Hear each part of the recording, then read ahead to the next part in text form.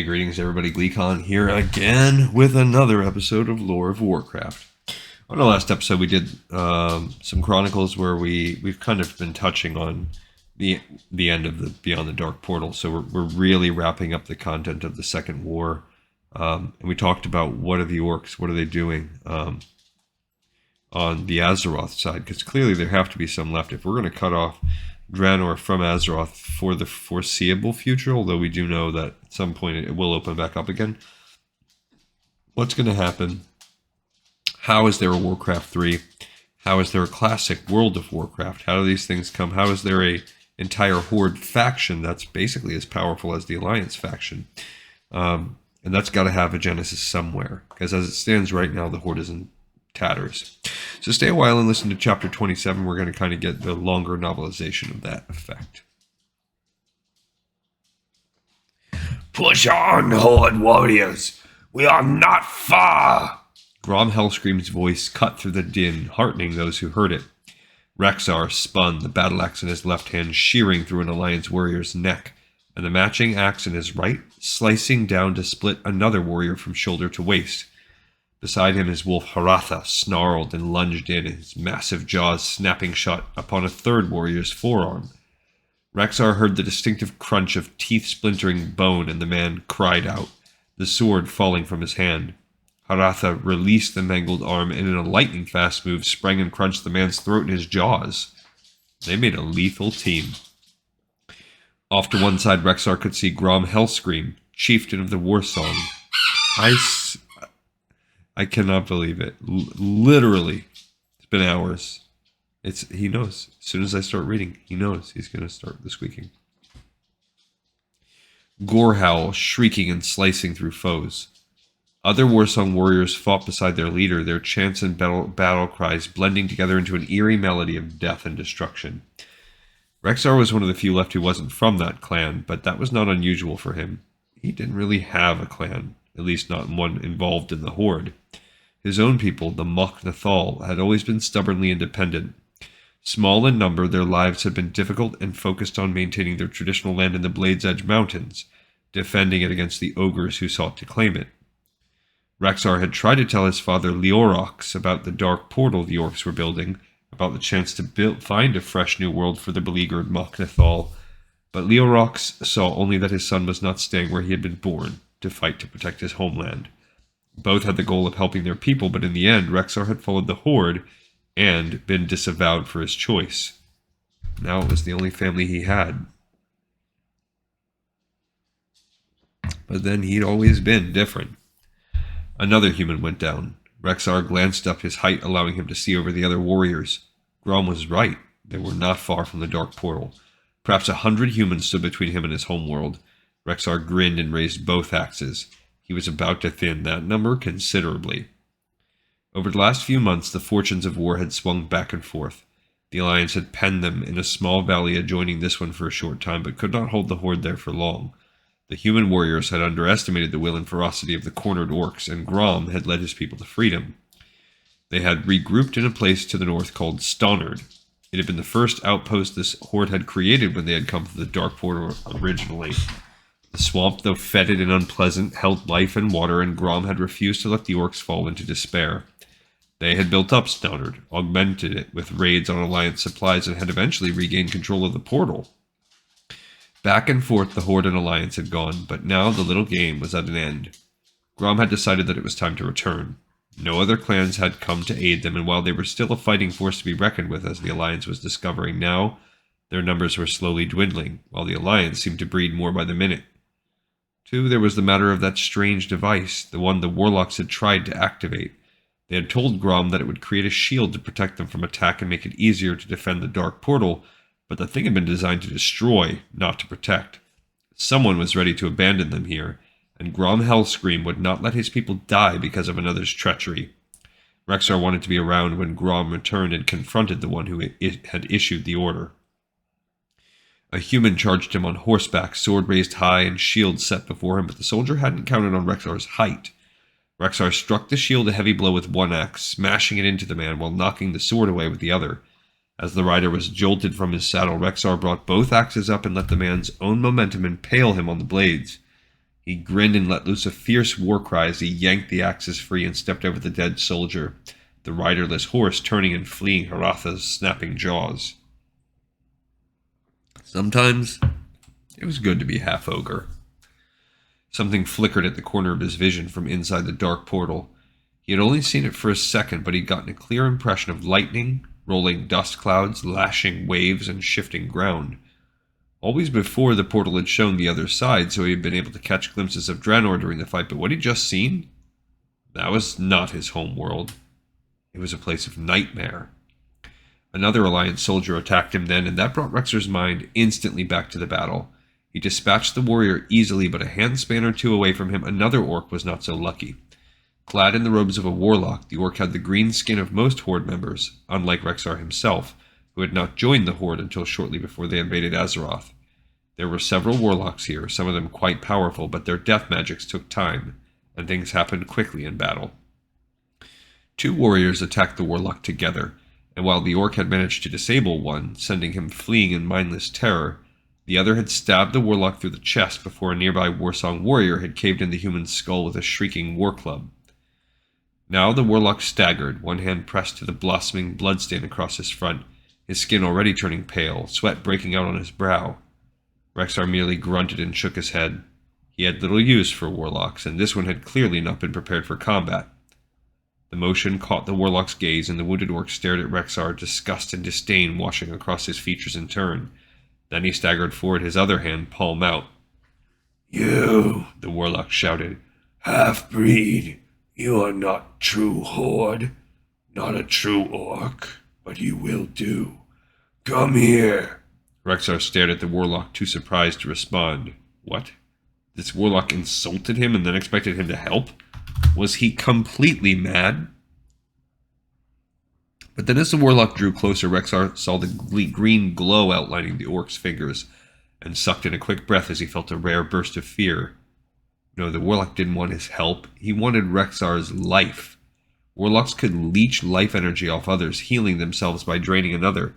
The process had a high cost, and a severe wound could easily render a healthy orc lifeless. And this warlock's wound was mortal.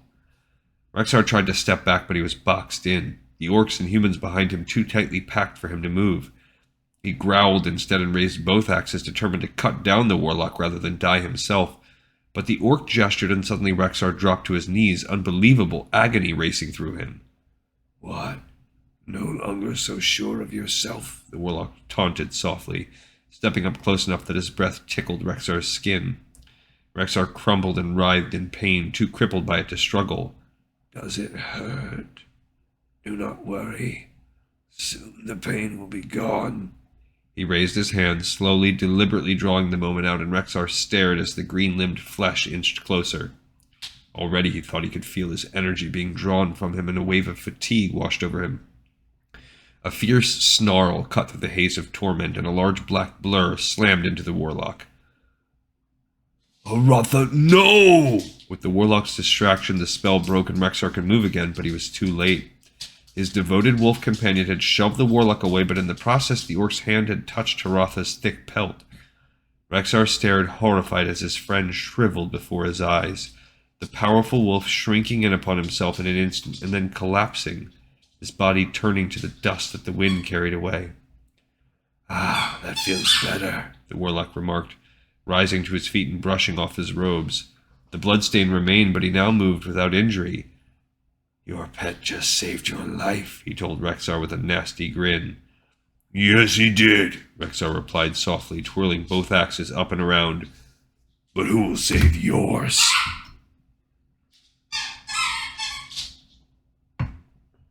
With a snap of his wrists and a roll of his shoulders, the axes came arcing back down to drive deep into the warlock's chest on either side of his head.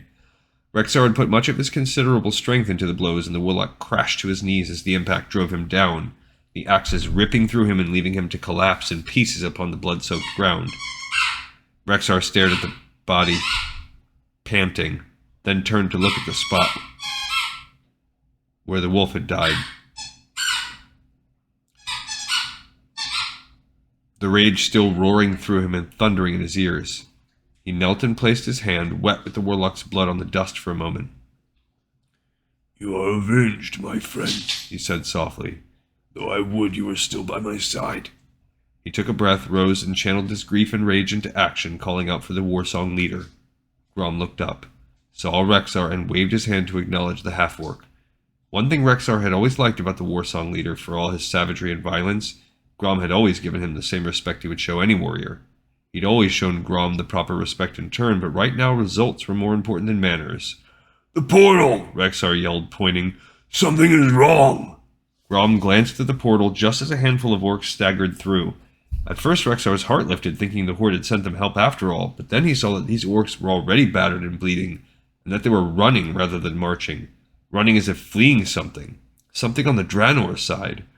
Run! One of them shouted as he barreled into an Alliance soldier hard enough to knock the man over, and kept right on going without even stopping to attack the prone target. Run! What is going on? Grom demanded, and Rexar shrugged, just as confused. They were both still staring toward the dark portal as the scene it framed changed from the crazed landscape of a moment before to an utter maelstrom of swirling color, and then to complete darkness. And then it vanished. A heartbeat later, the stone framework that had enclosed the dark portal, the rift between worlds, itself began to creak and groan. The sounds increased, straining, rising to a crescendo, and then the center snapped, the two massive halves toppling inward and colliding with a loud crack and a cloud of dust and rock chips.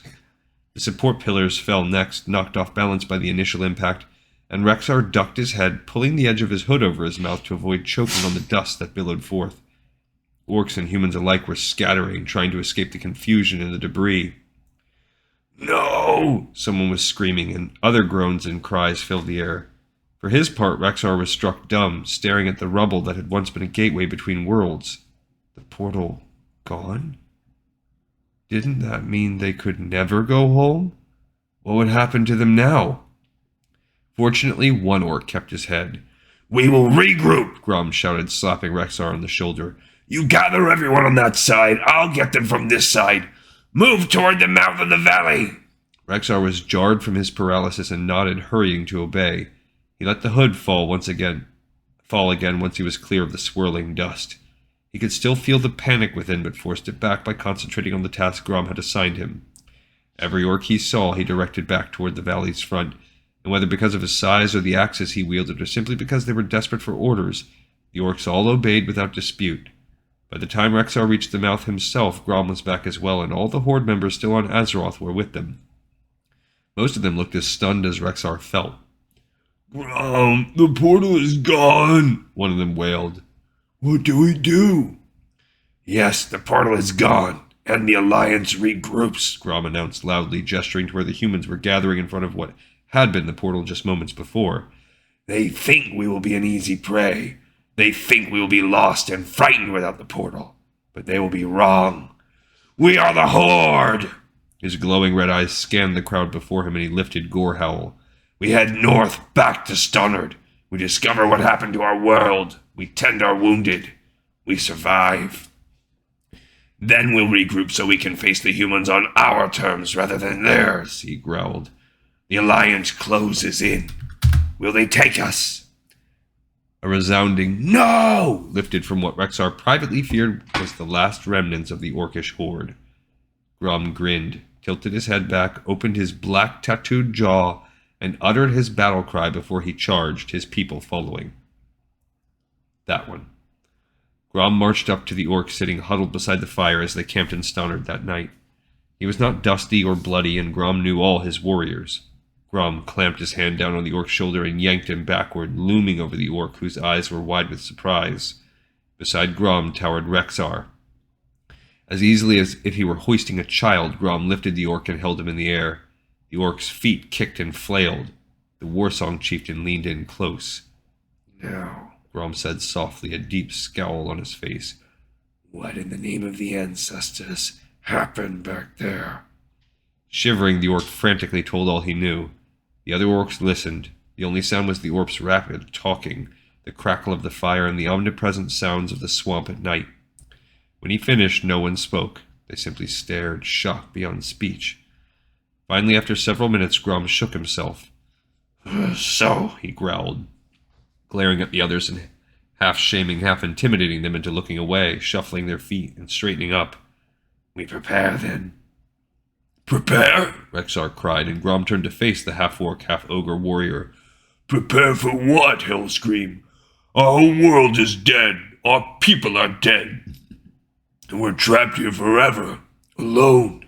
What in the name of the ancestors should we prepare for? Rexar's grip on his axes was so tight, Grom thought he heard the stone halves creaking from strain.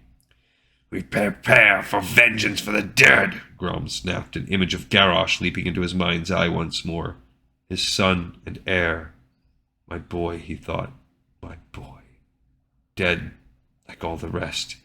We are all that's left, He insisted, rounding upon the other orcs. We are the Horde now. If we give up, it means the end of everything we knew. Everything we cared about. Our race will not die unless we lie down and accept death, like craven weaklings. If Ner'zhul's plans... Ner'zhul? Rexar shouted, leaning down to it so his face was right by Grom's. This must be his fault. Who else could have caused the world to shatter so? He betrayed us all. He said he would save Draenor, and instead he destroyed it. We don't know that, Grom insisted. We knew he was dealing with extremely powerful magic to open portals to other worlds. Perhaps something went wrong. Or maybe it went perfectly right for him, Rexar countered furiously. Maybe he was just using us, all of us, our entire world, to further his own ambitions. That's what Gul'dan did, isn't it?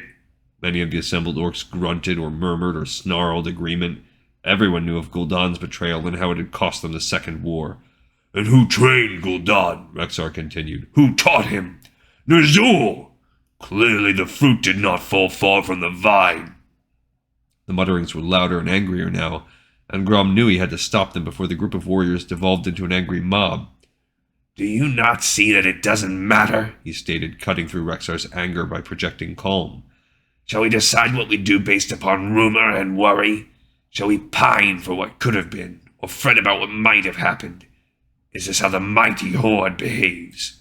He looked from orc to orc, including them all in this conversation, was pleased to hear the murmurs die down as they waited to hear what else he had to say. We have survived.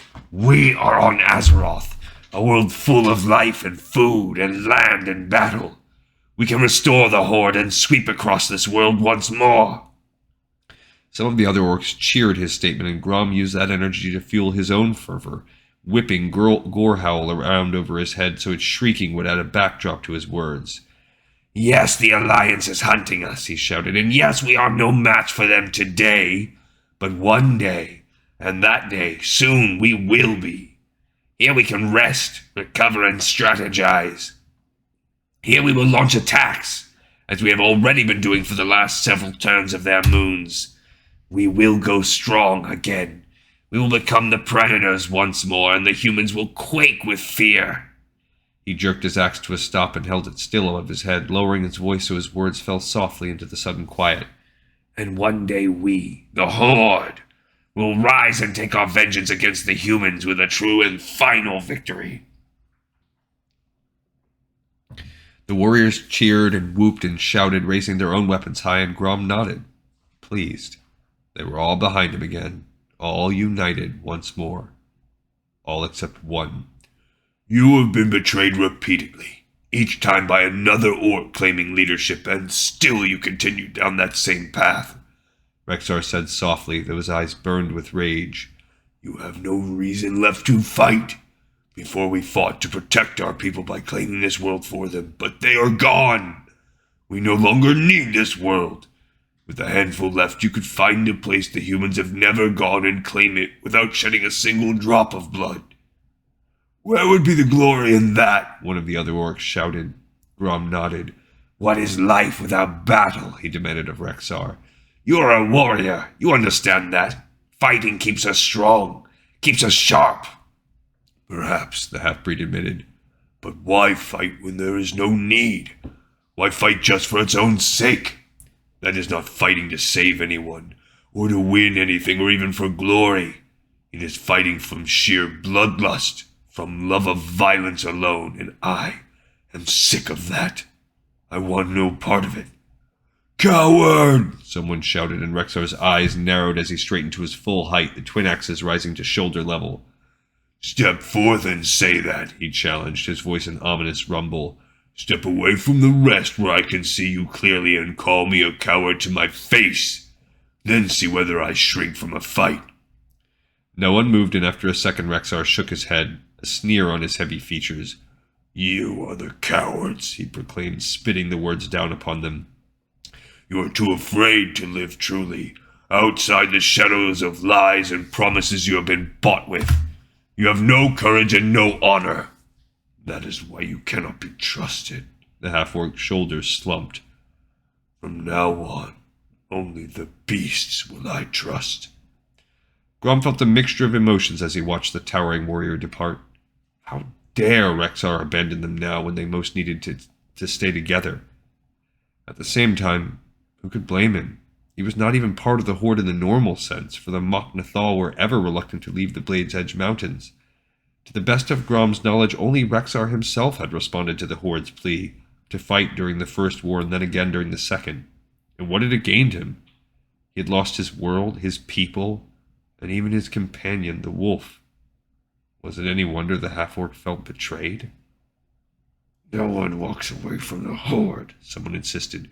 We should drag him back by his ears, or kill him. He insulted us all, another pointed out. He should die for his insolence. We need his strength, a third countered. We cannot afford to lose him. Enough! Grom shouted, glaring at them all. The dissenters fell silent. Let him go, he ordered. Rexar has served the Horde well. Let him have his peace now. And what about us? One of the warriors demanded. What will we do now? We know what to do, Grom replied. This world is our home now. Let us live in it, fully. But even as they nodded and returned to the fire, to speak softly in voices about plans and victory and supplies, Rexar's words returned to haunt him, and a part of Grom wondered if they would ever find that which with it they had lost so long ago. Peace. Alright, so this is a big moment too, because up until now with this whole orcs and humans and Warcraft 2, the Tides of Darkness, the Beyond the Dark Portal, they've always had that. There's always been a connection. So now, for the first time ever, the Horde is now fully a part of Azeroth and only Azeroth. And despite that history they have, their future going forward is only as a part of that and how they can establish the Horde. So there's still a lot of work to do. We have a little bit left in this book left, but there's a lot to do to set us up even before Warcraft 3. All right, we got this episode in the pipe, 5x5. I thank everybody so much for listening, and I'll see you all next time on Lore of Warcraft.